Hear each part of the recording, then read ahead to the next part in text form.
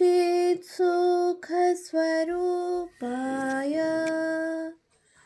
स्वामिने तापहारिणे।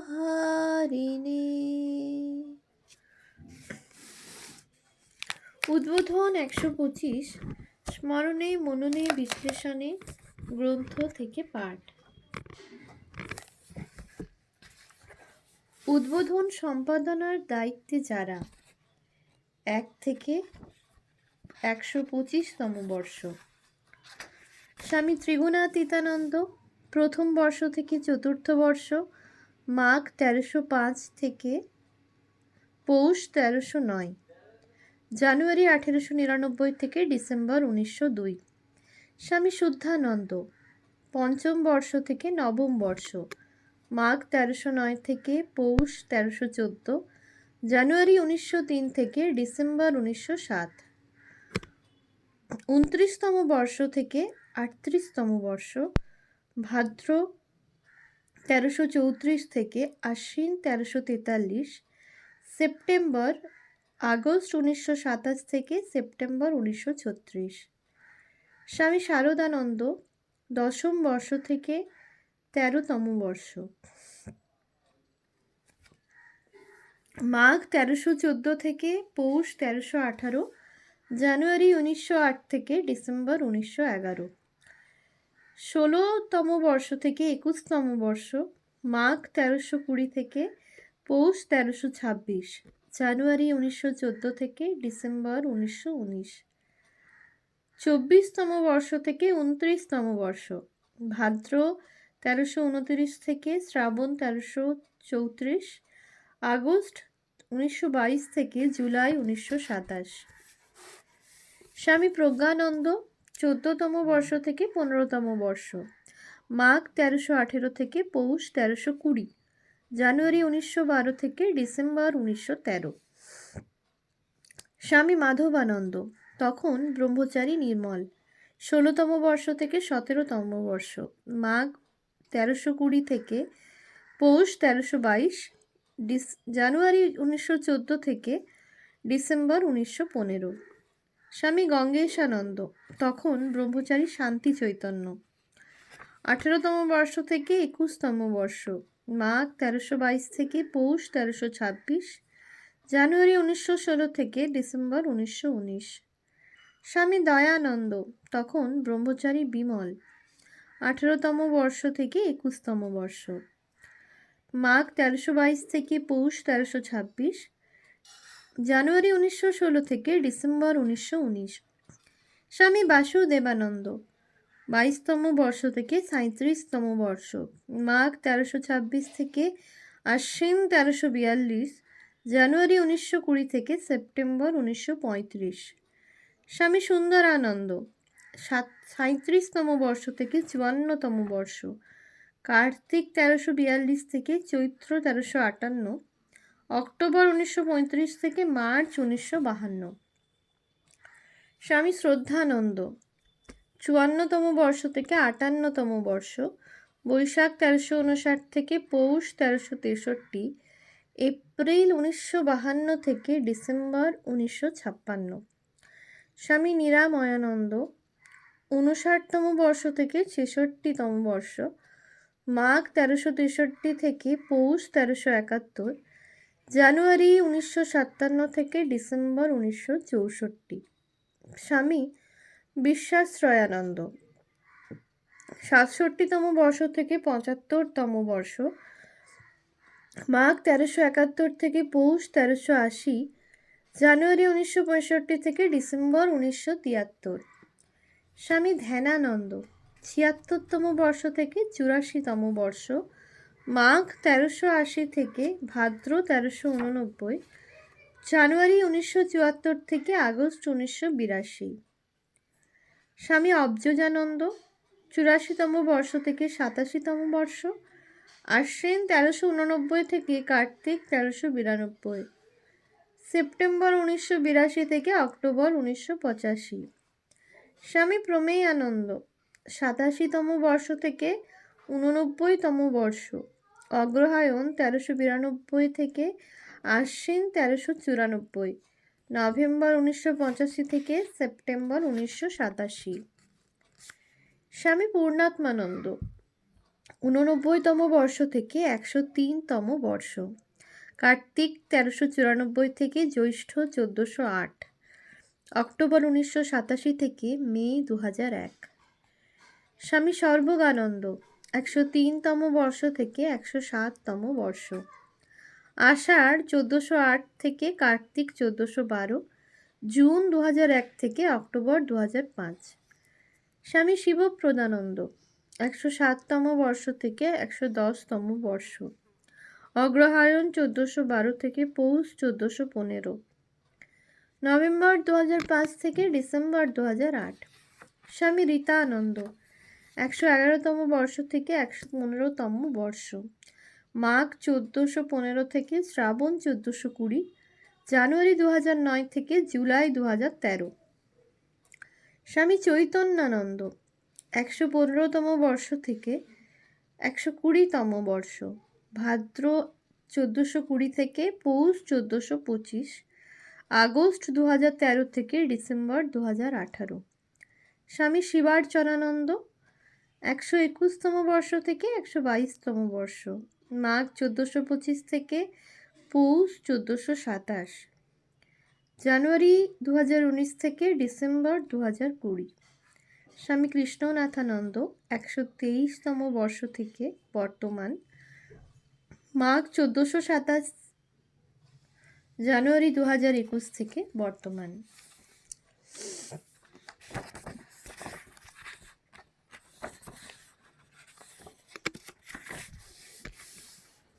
উদ্বোধন পত্রিকার মুদ্রণ ও প্রকাশনা, পৃষ্ঠা সংখ্যা 273, তাপস সাহা।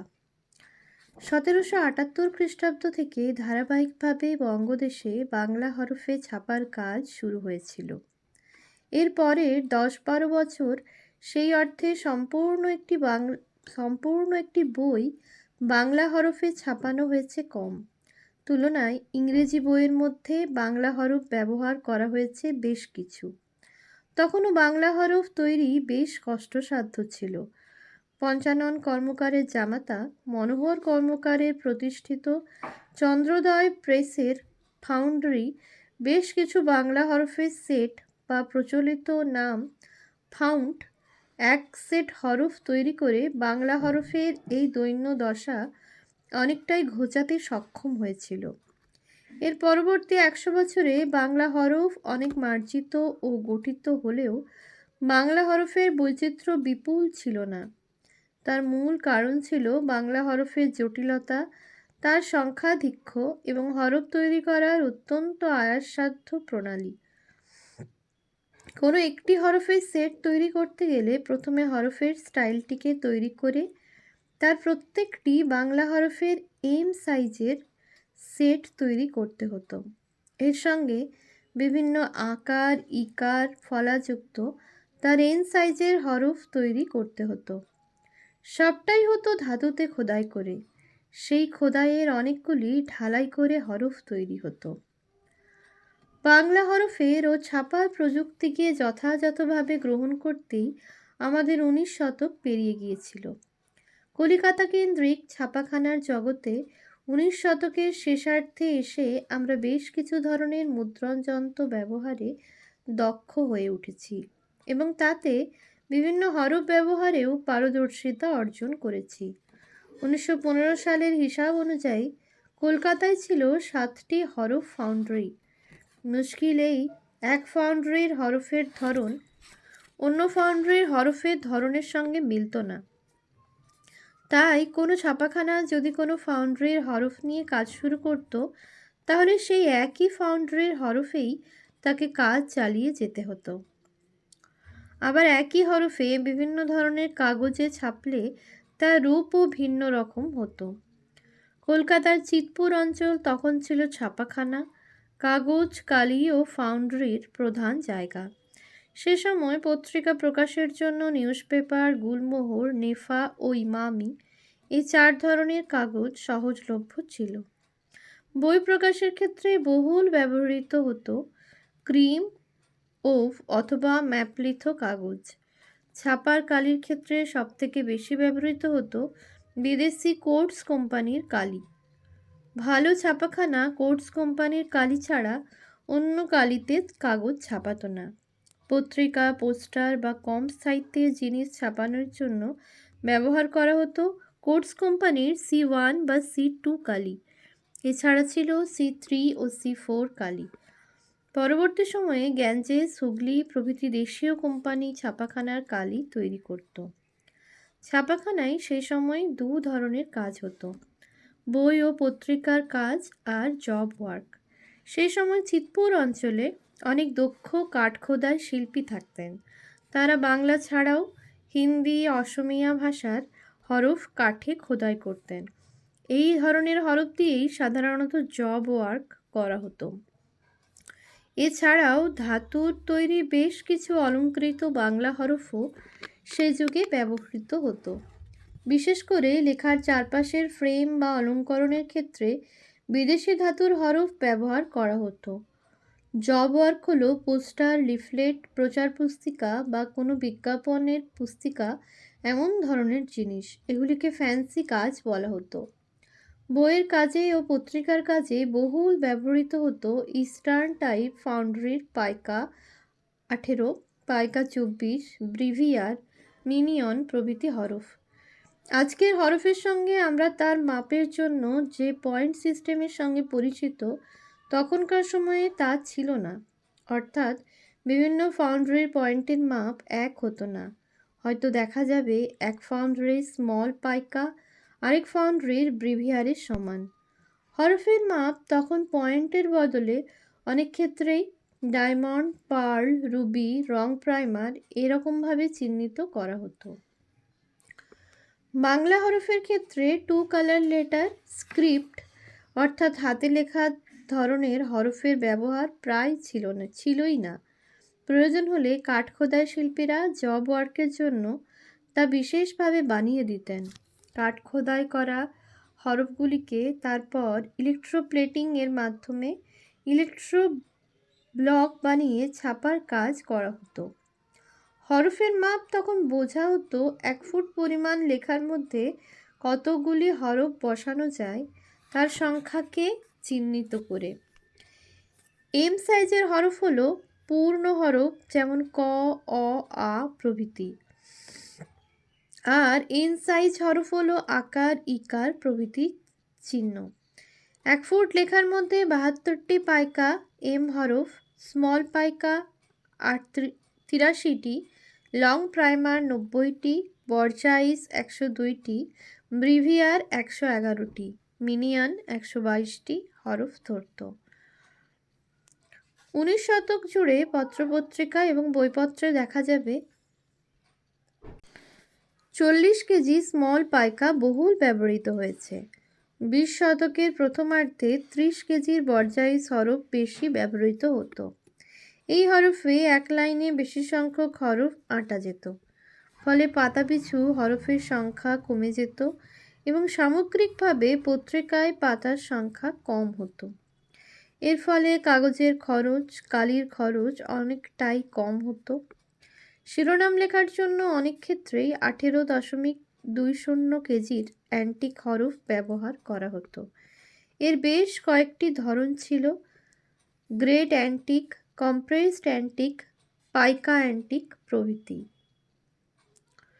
কলকাতায় ছাপাখানা প্রথম শুরু হয়েছিল স্ট্যানহোপ ও কলম্বিয়ান প্রেস দিয়ে। প্রচুর ব্যবহৃত হয়েছে ট্রেডল প্ল্যান্টেন প্রেস।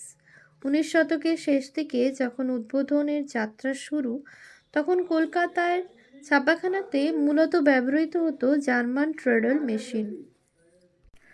ট্রেডল মেশিন দ্রুত কাজ করতে পারে না বলে হয়তো স্বামী ত্রিগুণাতীতানন্দ 2টি মুদ্রণ যন্ত্র একসঙ্গে কিনেছিলেন। প্রত্যেক 15 দিনের মধ্যে একটি পত্রিকার কাজ সম্পূর্ণ ছাপিয়ে শেষ করতে হতো।